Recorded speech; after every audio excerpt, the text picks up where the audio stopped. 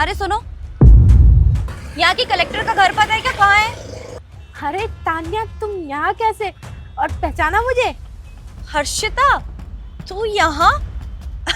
और ये क्या हालत बना रखी है तूने? ये कैसे कपड़े पहने हुए हैं? अच्छा, अब समझी, तू ये चाय की रेडी लगाने लग गई है। मुझे ना तरस आ रहा है तेरे ऊपर। तूने तो कहा था कि तू पढ़ लिख कर कोई कलेक्टर बनना चाहती है, और आज देखो क्या हालत हो गई है। तान्या, तुम गलत समझ रही हो। ये ठेला मेरा नहीं है, ये ठेला किसी और का है। हाँ, अब समझ में आया, तेरी नहीं होगी, तेरे पति की होगी। मुझे तो हमेशा से ही पता था।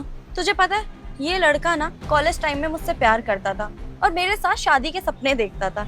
इसे लगा कि मैं इस फटीचर के साथ शादी करूंगी, पर तुझे पता है, ये इतना गरीब था कि मेरे घर वाले माने ही नहीं इस जैसे फटीचर से शादी करने के लिए।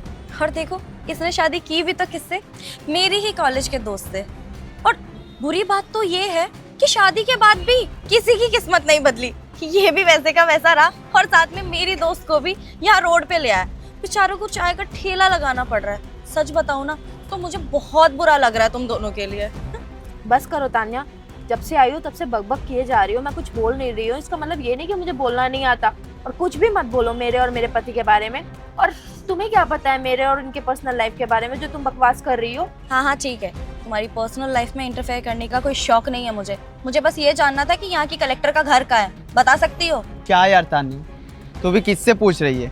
ये ठेले लगाने वाले से। देख, इनसे कुछ पता नहीं चलेगा। हमारे लिए यही अच्छा होगा, हम किसी और से पूछ लेंगे। इनसे बात करके हमारा ही टाइम वेस्ट होगा, समझे? चल।